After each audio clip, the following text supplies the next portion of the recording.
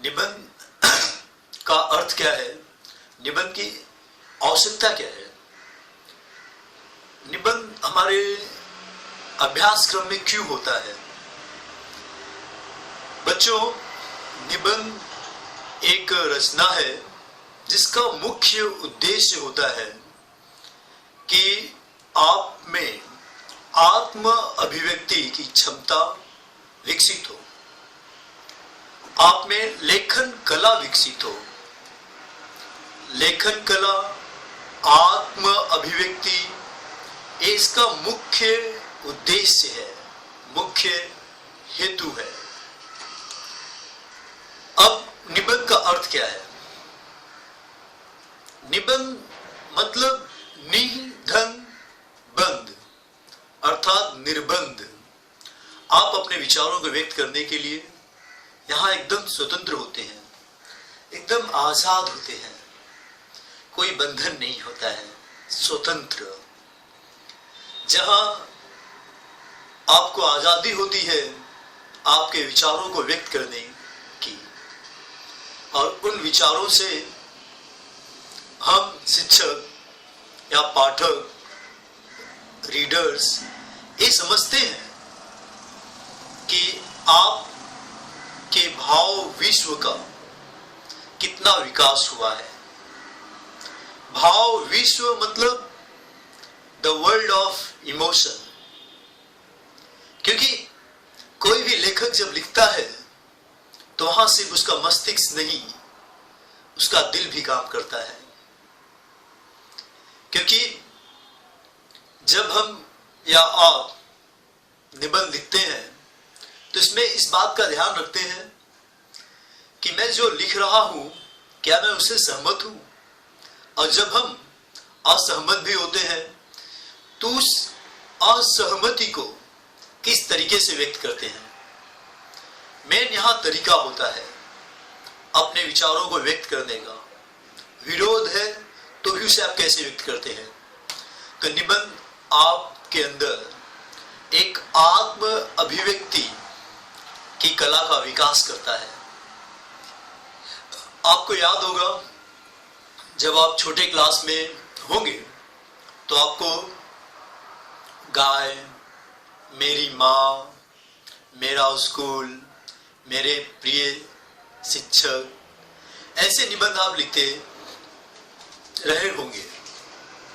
लेकिन जैसे जैसे आप बड़े होते हैं, कॉलेज में जाते हैं, विश्वविद्यालय, यूनिवर्सिटी में जब विद्या लेने जाते हैं तो वहां का जो निबंध होता है वो अलग होता है। जैसे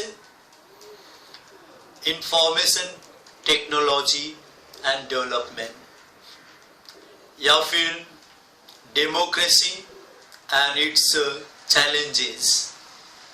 सो ऐसे कुछ निबंध होते हैं जिसमें आपके विकास का मूल्यांकन होता है।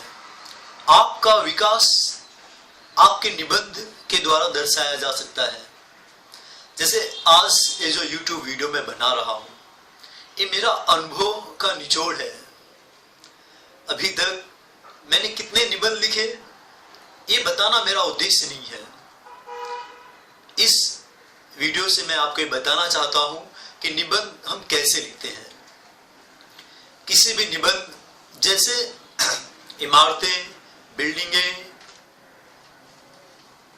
को बनाने के लिए ईंट की जरूरत होती है, सीमेंट की जरूरत होती है, फिर उनसे दीवार बनता है। ठीक उसी तरह कोई भी रचना, निबंध बनाने के लिए हमें शब्दों की आवश्यकता होती है। शब्दों को हम जब जोड़ते हैं अर्थपूर्ण वाक्य बनता है। तो उन वाक्यों को भी जब हम इकट्ठा करते हैं, उन्हें सही क्रम में लगाते हैं तो एक पैराग्राफ बन जाता है, और फिर उन पैराग्राफ से एक निबंध बन जाता है। तो हमारे विचारों को हम सबसे पहले एक रफ कागज पर लिख लें, फिर उन्हें क्रम दें। यहां मैं कहना चाहता हूं कि हमारे जो विचार हैं बहुत तीव्र गति से उत्पन्न होते हैं। इसलिए आप सबसे पहले अपने विचारों को एक रफ कागज पर लिखते जाएं जल्दी जल्दी, क्योंकि आपके दिमाग की सोचने की जो ताकत है, उसकी जो गति है, वो आपके लिखने की गति से काफी ज्यादा है। इसलिए उसे आप लिखिए अच्छे से, फिर उन विचारों को का क्रम निश्चित कीजिए कि किस बात को पहले लिखना है, किस बात को बाद में लिखना है, और बस बन गया आपका निबंध। ये था स्ट्रक्चर, उसकी संरचना। अब देखते हैं कि एक अच्छे निबंध में कौन सी महत्वपूर्ण बातें होती हैं। एक अच्छे निबंध में सबसे महत्वपूर्ण जो बात हमें ध्यान में रखनी चाहिए वो है प्रस्तावना। निबंध का प्रस्तावना ऐसा होना चाहिए कि वो पाठक को, रीडर्स को देखते ही अपनी तरफ खींच ले, उसे बांध ले अपने साथ और विवश कर दे पूरा निबंध पढ़ने के लिए। और ऐसा तब होगा जब आपके वाक्य कुछ ऐसे हो, एक वाक्य दूसरे वाक्य को पढ़ने के लिए उन्हें प्रेरित करें, उनमें संबंध स्थापित करें। जो पाठक हैं, रीडर हैं, वो भूल जाएं कि उन्हें कितना महत्वपूर्ण काम करना है। बहुत बार जो पाठक होते हैं उसी पेज पलटते हैं, पन्ने पलटते हैं, और अचानक कुछ ऐसे वाक्य वो देख लेते हैं कि उसे तुरंत पढ़ने लगते हैं। ऐसा कुछ निबंध आपका होना चाहिए। और अगर आप ऐसा करने में सफल हो जाते हैं तो मतलब आउट ऑफ मार्क्स। ऐसा इसलिए है क्योंकि शिक्षक, परीक्षक वो आपका लाइन नहीं गिनते हैं आप कितना लिखे हो, वो देखते हैं उसमें क्या आपने नया लिखा है। और जो नई चीजें होती हैं तुरंत समझ में आ जाती हैं। अगर कोई याद करके आता है और वही लाइनों को लिखता है तो तुरंत समझ आता है कि इसने कहीं से कॉपी किया है, नकल किया है। लेकिन जो विचार होते हैं वो अलग होते हैं। देखिए, कोई भी चीज यहाँ पर अपने आप उत्पन्न नहीं होती है, सब एक दूसरे से कनेक्टेड होते हैं। मतलब उसका हाइपर वर्जन होता है, we can say no derived. A sentence is derived from other sentence. हम अपने अनुभव को नए अनुभव में हमेशा बदलते रहते हैं। आपके पास पंक्तियां हैं, उनका उपयोग कीजिए। कोई अच्छी कहानी आपको आती है, निबंध की शुरुआत करने में उस कहानी को कहिए। कोई कोटेशन याद है, कोटेशन लिख दीजिए। क्योंकि निबंध का प्रस्तावना अगर प्रभावशाली होता है तो पूरा निबंध प्रभावशाली होता है। जैसे अभी मतलब आप कोई विषय दीजिए, उसका प्रस्तावना मैं बताता हूं कैसे करते हैं, ठीक है? मेरा नंबर आप लिख लीजिए 9819679547। अगर आपको मेरी मदद की जरूरत है आप फोन कीजिए। अगर मैं फोन नहीं उठाता हूं तो इसका मतलब है मैं कुछ समय बाद आपको जरूर कॉल करूंगा। हाँ, तो विषय जैसे भी देश प्रेम है।